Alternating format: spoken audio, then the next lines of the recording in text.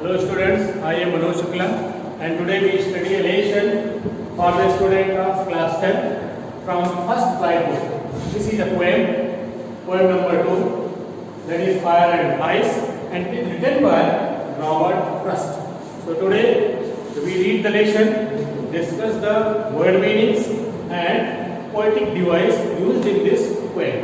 So first of all, there is a question in your mind, and the question is how Robert Frost got this inspiration to write this poem for yourself. So I will tell you, Robert Frost got this inspiration from Dante's book Inferno. Dante's book Inferno. Students, fire and ice. This is a symbolic poem where fire symbolizes the desire or your wants. You can say desire means your wants. And then the second word is ice. Ice means hatred, or you can say in your language what?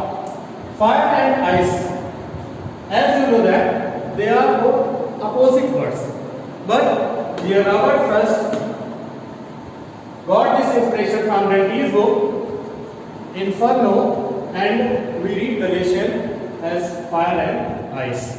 So first of all, we read the lesson and discuss the word meanings. Some say the word will end in fire, some say in ice. Here you see the word some. What is some? Some relates to people. Some people say the word will end in fire. It means that some people say that the word will end in desire, end in your wants. And some say in ice. Means this is not the opinion of Robert Frost, your poet. This is the opinion of some people, where they say that the world will end in your desire, the world will end in fire, as well as in the second line, some other people. It also relates with people, but they are other people. Some other people say the world will end in ice. Ice means, as well as I explained you, ice means it better. So first two lines explains, some people say the world will end in fire, and some other people say the world will end in ice. In the third line, from what I have tasted of desire, I hold with those who favor fire. In this line, the poet Robert Frost said his opinion, as well as in the first and second line, some people said the world will end in fire. And second line, some other people said the world will end in ice. And here in the third line, Robert Frost said that from what I have tasted of desires, as well as from where I have strongly believed that with those people who said that the world will end through the desire. Means Robert Frost strongly believed with those people who said that the world will end in desire or your wants. But in the first and second line, this is the opinion of some people. And here in the third and fourth line, with the third and fourth lines, the Robert Frost said, means he agreed with those people. He agreed with those people who said that the world will end in fire. Now you can understand first stanza. Everything is clear. Meaning fire means desire or your wants. Ice means hatred or war. So we go to the next stanza. In the fifth line, but if it had to perish twice. Here there is a new word. Perish. What is the meaning of perish? Perish means to die, or you can say end. Here, Robert Frost said that, in my views, I know if the world had to end in 2 times. Here, it is given twice. Robert Frost said that if the world will end in second time, then I think I know enough of hate. What is hate? Hate relates with ice. Hate relates with ice. It is ice. Means when the world will end in second time, ice is the great word. Ice is the main reason that will destroy the world. It is the second reason to destroy the world. Now next time, to say that for destruction ice is also great and would suffice. Suffice word means sufficient.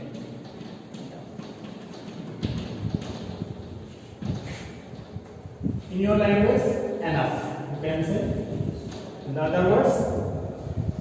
Now, in the second stanza, Robert Frost said that if the world will end in second time, hate is the best reason. Yeah, you can say ice is the best reason to end the world. It is the opinion of Robert Frost himself. Now, you can revise the whole poem.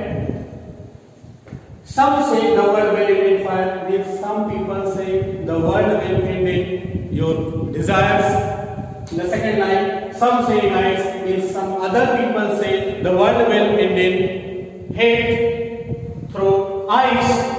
And in the third line, from what I have tasted of desire, I hold with those who favor fire. In the third and fourth line, Robert Frost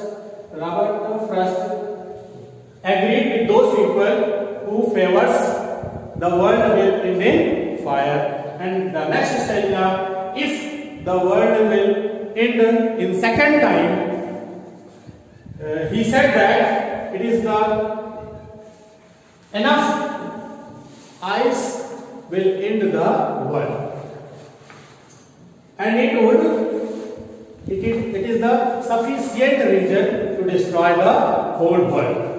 Now we see the rhyme scheme of this poem. This is an important question that comes to your exams. So, what is the rhyme scheme of this poem?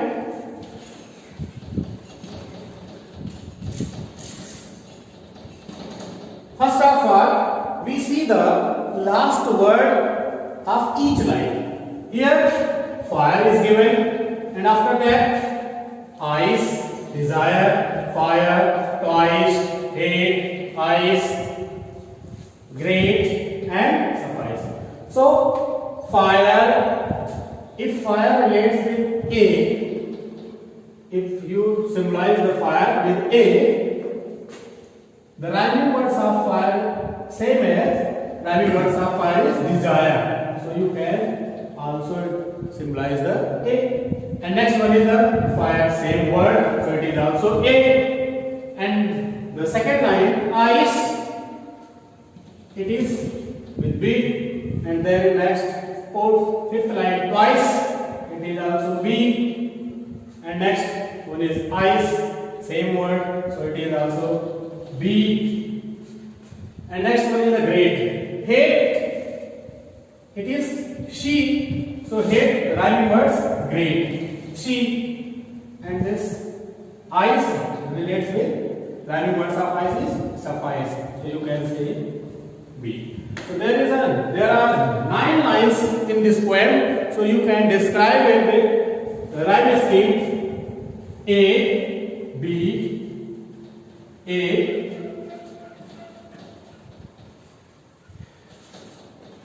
A, B, A, A,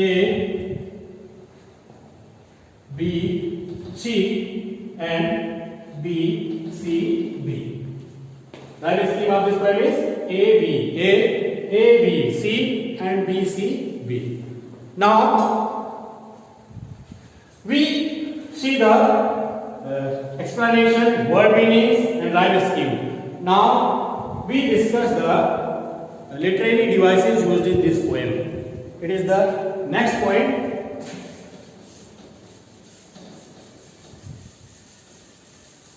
What are literary devices used in this poem? This is a very important question that comes in your exams.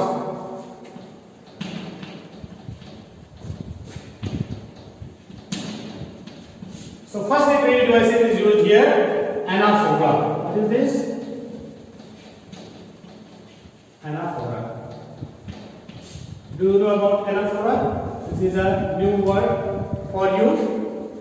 So anaphora describes those words who comes in your poem continuous two lines. The same word will come continuing two lines. So you will see in the first line some say, and in the second line also some say. So some say in the first line given, and in the second line there is also some say is given. So here literary devices is used anaphora, means repetition. You can say repetition of same word in continuous two lines. For example, some say. In the line 1 and line number 2. In the both lines, anaphora literary devices is used. Now next device is enjambment. With this enjambment literary devices, where it is used means you can see in your poem the third line, seventh line, eighth line, and the ninth line. What did you observe? What did you observe in seventh, eighth, and ninth lines? No. Okay, I will tell you. Here there is no punctuation mark in these lines. So where there is no punctuation marks are given, and they all are in a sentence. This is a single sentence, and it comes from 7th lines to 9th line, and there is no punctuation marks. Means continuing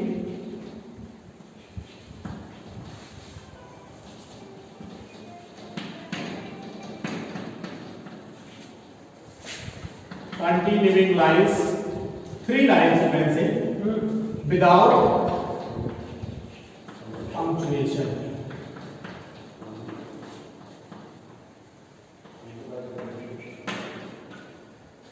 If continuing 3 lines without punctuation marks comes in your poem, so there is a enjambment literary device.